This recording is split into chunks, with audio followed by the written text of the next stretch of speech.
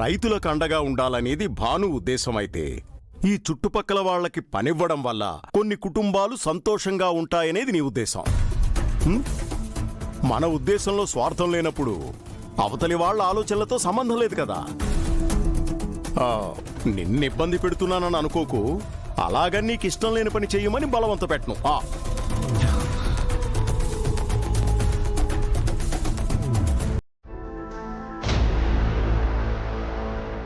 లేని వాళ్ళని ఎలాగూ తిరిగి తీసుకురాలేం.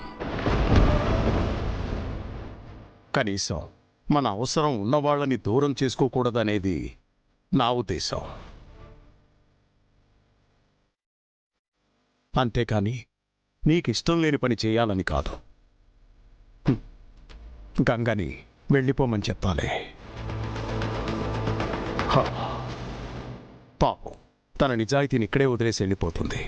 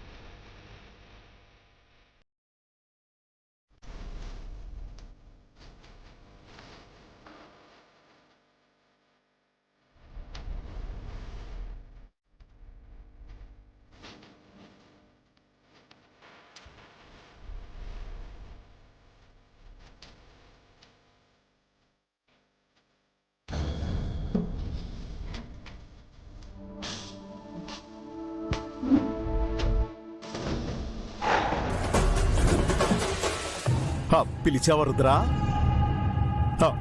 లేదా పిలవలేదా? పిలిచినట్టు అనిపిస్తేను సర్లే వద్దని చెప్పేస్తాలే. పెదనాన్న, మీరు మంచిదనుకునేది అడ్డుకోవడం నా ఉద్దేశం కాదు.